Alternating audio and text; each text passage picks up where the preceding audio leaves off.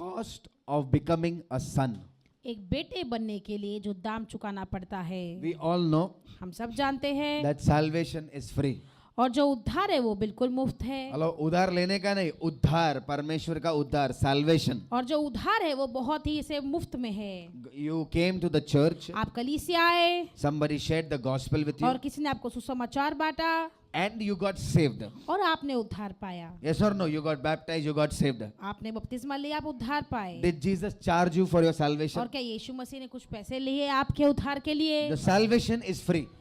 जो उद्धार है वो बिल्कुल मुफ्त में है। But now becoming a son, लेकिन अभी एक बेटा बनना becoming a disciple और एक चेला बनना will cost you something. और उसका कुछ दाम चुकाना You know, पड़ता है। sonship is not free. और पुत्र तत्व जो है वो बिल्कुल भी मुफ्त नहीं है। How many of you think you were born free? और हम में से कितने लोग सोचते हैं कि आपका जन्म बिल्कुल मुफ्त में हुआ है? Your mother got admitted in the और hospital. आपकी माँ जो है वो अस्पताल में एडमिट हुई, Delivery came. डिलीवरी हुआ, As soon as we take birth, और जैसे जन्म होता है our bill starts.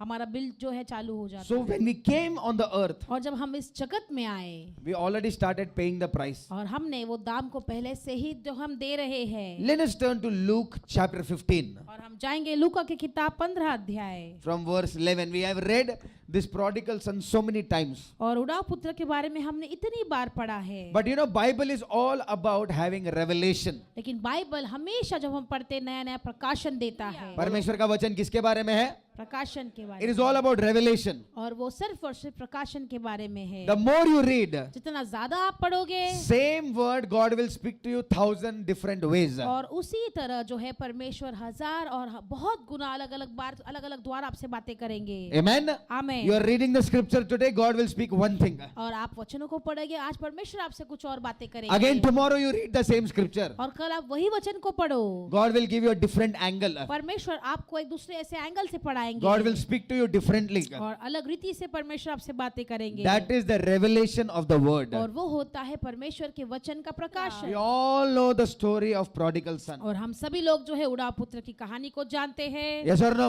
हाँ या ना? You know, he went from the father's house. और पिता के घर से गया, He ate the food of the pigs. He came back. We all know the outline. सूअर के साथ बैठकर खाना खाया और फिर से वो पिता के घर वापसी आ गया। But we don't know लेकिन हम नहीं जानते how the son came back. और वो पुत्र कैसे वापस आया, Why the son came back. और वो क्यों पुत्र वापस आया, How he paid the price to become a son that God wanted him to और be. जो परमेश्वर चाहता है वो बेटा बनने के लिए उसने कैसा दाम चुकाया। So we will read from verse 11. हम 11 वचन से हम पढ़ेंगे। फिर उसने कहा, हाँ। किसी मनुष्य के 2 पुत्र How थे। many sons he had? कितने पुत्र थे? Yes, 2 sons.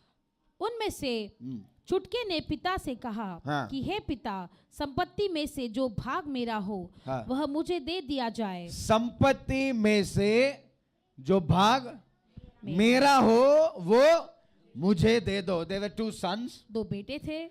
Okay, now the younger son, the smallest son, जो छोटा जो पुत्र है he is saying, उसने कहा Dad, whatever you have, कि जो भी आपके पास है, उसमें से जो मेरा हिस्सा है जो मेरा भाग है, वो मुझे दे दो. Has the word saying that son was earning something? और क्या यहाँ पर वचन कहीं भी लिखा हुआ है कि बेटा कुछ कमा रहा था? Is the word saying that son had some savings? और क्या यहाँ पर वचन में कहीं भी लिखा है कि जो बेटा था उसका कुछ ऐसे सेविंग्स था? पैसा किसका था? पैसा किसका था? उसके बाप का. और मांग कौन रहा है? बेटा मांग रहा है. वो बोल रहा है जो तेरा है उसमें से मेरा कितना है? मेरा हिस्सा मुझे दे दो. But is there a share of son actually? और क्या सच में वहां पर बेटे का कुछ भाग था? बेटे ने कुछ कमाया था, फिर भी वो क्या मांग रहा था? हिस्सा मांग रहा था. You know what is that? आपको पता है वो क्या है? That is the grace of God. वो है परमेश्वर का अनुग्रह। जो कमाया नहीं फिर भी परमेश्वर के भाग से हमको मिलता है. That is the grace of God. और हमने जो कमाया नहीं लेकिन परमेश्वर के भाग से मिलता वो है परमेश्वर का अनुग्रह। Amen. Amen. Today you might do a business. आज आप एक व्यवसाय करते होंगे. You don't know anything. आपको उसके बारे में कुछ भी नहीं पता है, तुमने कमाया नहीं है, but by the grace you are getting everything. लेकिन परमेश्वर के अनुग्रह के द्वारा आपको सब कुछ मिल रहा है। You may have a job. आपके पास काम होगा, You might not be even qualified. शायद आप उसके काम के लिए ऐसे आपका उतना पढ़े लिखे भी नहीं होंगे, But because of grace, लेकिन परमेश्वर के अनुग्रह के कारण उसका हिस्से का God is giving it to you. और वो भाग आपको परमेश्वर दे रहे हैं। Hallelujah. Hallelujah. You might have a situation शायद आपकी परिस्थिति ऐसे होगी जो आपको नहीं मिलना चाहिए, वो भी आपको मिल रहा है. Why? Because उसके हिस्से का God is giving that grace to you. क्योंकि परमेश्वर अपने भाग जो है, अपना हिस्से का भाग वो आपको दे रहे हैं। Amen. आमीन।